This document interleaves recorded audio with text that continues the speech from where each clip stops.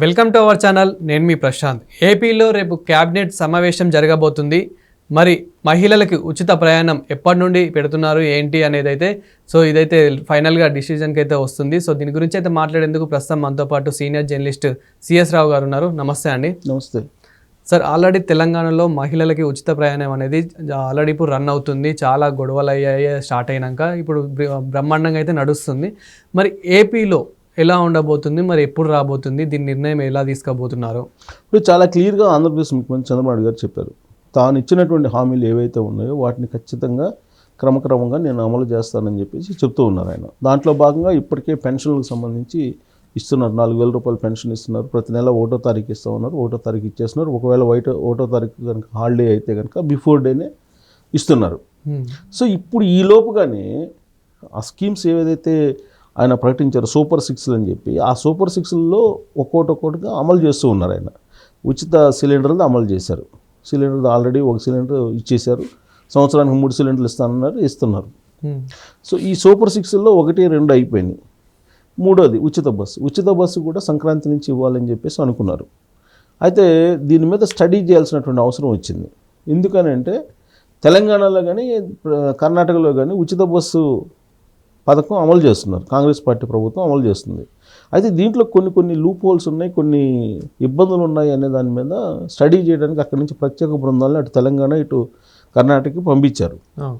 పంపించినటువంటి క్రమంలో అసలు చంద్రబాబు నాయుడు గారు హామీ ఏమి ఇచ్చారు, ఈ రాష్ట్రాల్లో ఏం జరుగుతుంది, అమలు ఎలా జరుగుతుంది అనే దాని మీద కొంత వాళ్ళు అధ్యయనం చేశారు. అధ్యయనం చేసిన తర్వాత జనరల్గా చంద్రబాబు నాయుడు గారు చెప్పింది ఏంటంటే, ఎలక్షన్ ముందు ఇచ్చినటువంటి హామీ ఏంటంటే ఉచిత బస్సు ప్రయాణం ఇస్తాను జిల్లా యూనిట్గా అని చెప్పేసి అన్నారు. అంతే తప్ప రాష్ట్రం మొత్తం ఇప్పుడు కర్ణాటకలో అలాగే తెలంగాణలో మాదిరిగా రాష్ట్రం యూనిట్గా ఉచిత బస్సు ప్రయాణం ఇస్తానని చెప్పి చెప్పలేదు చంద్రబాబు నాయుడు గారు. కావాలంటే ఆ వీడియోస్ కూడా ఎవరైనా చెక్ చేసుకోవచ్చు. జిల్లాని యూనిట్గా తీసుకొని నేను ఉచిత బస్సు ప్రయాణం ఇస్తాను, అది కూడా పల్లె వెలుగు అని చెప్పారు. ఓకే, మనకి ఎక్స్ప్రెస్లు ఇలాంటివి అయితే ఏముండవు. ఆయన చెప్పింది పల్లె వెలుగు. నాకు గుర్తున్నంత వరకు పల్లె వెలుగే చెప్పారు. ఒకవేళ ఎక్స్ప్రెస్కి ఇస్తే ఇవ్వచ్చు, అది కూడా ఆ జిల్లాని యూనిట్గా తీసుకొని మాత్రం ఇస్తారు. అంతేగాని మళ్ళీ లగ్జరీ ఇలాంటివి మాత్రం ఇవ్వరు. ఇచ్చే అవకాశం లేదు. ఎందుకంటే ఆయన ఉద్దేశం ఏంటి, అసలు స్త్రీ శక్తి అనే దాంట్లో ఇవన్నీ పెట్టారు. డాక్టర్ వాళ్ళకి రుణాలు ఇవ్వడం కానీ, లేదంటే అమ్మ ఒడి కింద తల్లులకి 15,000 ఇవ్వటం కానీ ఏడాదికి, అలాగే పిల్లలు ఎంతమంది పిల్లలు ఉంటే ఆడపిల్లలకి అంతమందికి నెలకి 1,500 రూపాయలు ఇస్తామని చెప్పడం కానీ, ఇవన్నీ కూడా స్త్రీ శక్తి అనేటువంటి పథకం కింద ఇవన్నీ కూడా చెప్పారు ఆయన. అందుకే ఈ మధ్య జగన్మోహన్ రెడ్డి గారు కూడా ఆయన మిమిక్రీ లాగా చేస్తూ నీకు 1,500 నీకు 1,500 అన్నాడు. ఎక్కడ 1,500 అని చెప్పేసి అన్నారు. అయితే ఇక్కడ గమనించాల్సింది ఏంటంటే చంద్రబాబు నాయుడు గారు డేట్లు చెప్పలా. రేవంత్ రెడ్డి గారు ఎన్నికల సందర్భంగా గుర్తుంటే కనుక డేట్లు చెప్పారు. అవును, క్యాలెండర్ చెప్పి పలానా డేట్ని మీకు నోటిఫికేషన్ ఇస్తాను, పలానా రోజున డిఎస్సి, పలానా రోజున రైతు రుణమాఫీ, పలానా రోజున డేట్లు ఫిక్స్ చేసేసాడు ఆయన. బట్ చంద్రబాబు నాయుడు గారు డేట్లో చెప్పలేదు. ఒక పెన్షన్ విషయంలో మాత్రం చెప్పారు. ఎందుకు చెప్పారంటే అప్పుడు తొక్కిసలాట జరిగి కొంతమంది చనిపోయారు. అప్పుడు ఇది ఈ పెన్షన్ల కోసం వెళ్ళి, తొక్కిసలాట కాదు, ఎండ వేడిమికి ఆ సందర్భంగా చెప్పాడు, మీరు తొందరపడి మీరు వెళ్ళి ప్రాణాలు తీసుకోవద్దు, అధికారంలోకి రాగానే మీకు 2 నెలలు పెండింగ్ నేను క్లియర్ చేస్తానని చెప్పి అన్నారు. ఆ మేరకు క్లియర్ కూడా చేశారు ఆయన. సో కాబట్టి ఆయన చెప్పిన డేట్, ఒక పెన్షన్లు మాత్రం 1వ తారీఖు ఇస్తానన్నారు అందరికీ, అది ఇస్తున్నారు. మిగతా వాటికి డేట్లు ఏం చెప్పలేదు. ఉచిత బస్సు ప్రయాణం అన్నారు. అది 22లో కావచ్చు, 24లో కావచ్చు, 25లో కావచ్చు, 25 ఇచ్చేసాం కదా, 24 లేదు, 25లో కావచ్చు, 26లో కావచ్చు. కానీ ఆయన వీళ్ళని తొందరగా అమలు చేయడానికి ట్రై చేస్తున్నారు. సో కొంచెం లేట్ అయినా కానీ చేస్తాడు. అంటే కొంచెం ఇప్పుడు ఏంటంటే తెలంగాణలో ఉచిత ప్రయాణం గురించి అయితే తెలంగాణలో, అదేవిధంగా అక్కడ మన కర్ణాటకలో ఇప్పుడు ఎంక్వైరీ చేస్తున్నారు. ఎందుకంటే కొంచెం ఒకవేళ ఇలాంటి ఏమైనా ఇబ్బందులు అవుతాయి గిట్ట, కొంచెం అలాంటి బస్సెస్ ఇంకా ఎక్స్టెండ్ చేయాలి అని చెప్పేసి ఒక ఆలోచన కూడా ఉండొచ్చు. ఆల్రెడీ దాని మీద స్టడీ చేసి ఒక నిర్ణయం తీసుకున్నారు చంద్రబాబు గారు. ఏం తీసుకున్నారంటే ఎలక్ట్రిక్ బస్సులను ప్రవేశపెడుతున్నారు అక్కడ. ఈ ఎలక్ట్రిక్ బస్సుల్ని మీకు గ్రామాల్లో తిప్పాలనే ప్రయత్నం కూడా చేస్తున్నారు. ఇప్పటివరకు బస్సుల కొరత ఉంది అక్కడ. దాదాపుగా మొన్న వచ్చిన న్యూస్ ప్రకారం దాదాపు 1,500 బస్సులు ఏం కొంటున్నారు. ఈ బస్సులు కొని ఉచిత బస్సు ప్రయాణం అని చెప్పి బస్సులు లేకుండా చేయటం కాదు, బస్సులను పెడుతూ ఉచిత బస్సు ప్రయాణాన్ని చెప్పినట్టు అమలు చేయడానికి ఆయన ప్రయత్నం చేస్తున్నారు. ఉగాది నుంచి అది అమలు చేయాలనుకుంటున్నారు. యాక్చువల్గా సంక్రాంతి నుంచి అనుకున్నారు, ఉగాది నుంచి ఉచిత బస్సు ప్రయాణాన్ని అమలు చేయాలనుకుంటున్నారు. ఉగాది కన్నా కూడా ముందే వీలుంటే అనుకుంటున్నారు. కానీ ఉగాది అనేది ఫిక్స్ చేసుకున్నారు.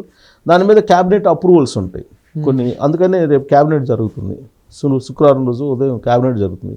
ఈ క్యాబినెట్లో ప్రత్యేకించి మహిళలకు సంబంధించి ఈ తల్లికి వందనం అనేటువంటి కార్యక్రమం, తల్లికి వందనం అనేది ఆ పిల్లలకి అంతకుముందు ఇచ్చేవాళ్ళు చదువుకోవడానికి, అది కూడా తల్లికి వందనం కింద పిల్లలు ఎంతమంది ఉంటే అంతమందికి ఇస్తామని చెప్పారు. అది ఆడపిల్లలకి 1500 అటన్నిటికి కూడా అప్రూవల్ ఇవ్వడానికి రేపు క్యాబినెట్ సమావేశంలో నిర్ణయం తీసుకోబోతున్నారు.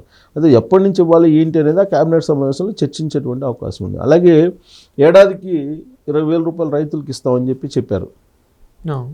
అది కూడా స్ట్రీమ్లైన్ చేయబోతున్నారు ఎప్పుడు ఇవ్వాలని. ఎందుకంటే నరేంద్ర మోడీ గారు ఆల్రెడీ 6,000 ఇస్తూ వచ్చారు. అది 6,000 3 విడతలుగా ఇస్తున్నారు ఏడాదిలో.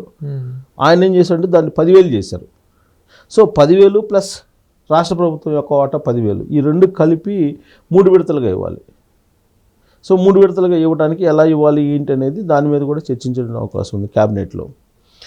ఈ ఉచిత బస్సుతో పాటు తల్లికి వందనం, వీటన్నిటి మీద కూడా చాలా క్లియర్ కట్గా రేపు క్యాబినెట్ సమావేశంలో నిర్ణయం తీసుకొని దాన్ని అమలు చేయడానికి ఆయన ప్రయత్నం చేస్తున్నారు. సీరియస్ ఎఫర్ట్స్ కూడా పెట్టారు. దానికి సంబంధించి మినిట్స్ కూడా తయారు చేశారని చెప్పి అంటున్నారు. సో ఇవన్నీ అమలు చేసేటువంటి దానికి నిధుల సమీకరణ ఇవన్నీ కూడా చేస్తున్నారు ఆయన. సో చంద్రబాబు నాయుడు గారు ఏదైతే చెప్పారో అవి చేస్తున్నారు. అయితే కండిషన్స్ కొన్ని పెట్టారు ఉచిత బస్సుకు సంబంధించినటువంటి కండిషన్స్. ఏం కండిషన్స్ పెట్టారు?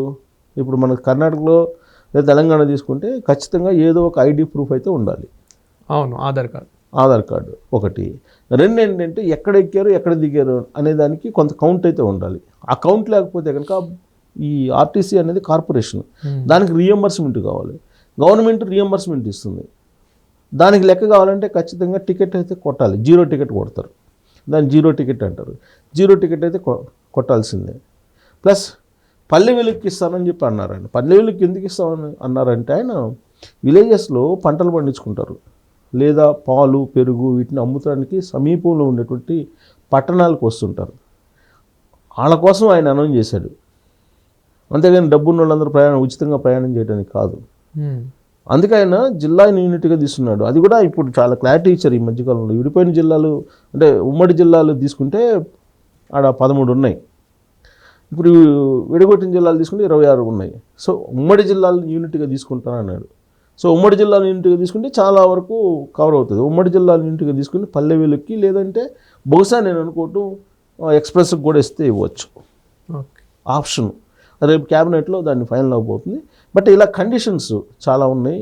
ఒకటి ఆధార్ కార్డు, ఇవన్నీ ఒకటి ఐడి ప్రూఫ్లు, 2 0 టికెట్లు చేయటం, తర్వాత ఏజ్ పెడతారని అంటే ఏజ్ కూడా పెట్టే అవకాశం లేదు.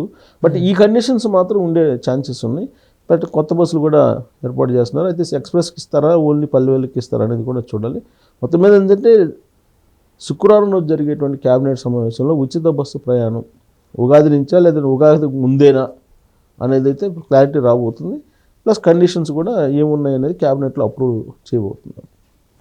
Thank you sir. Thank you.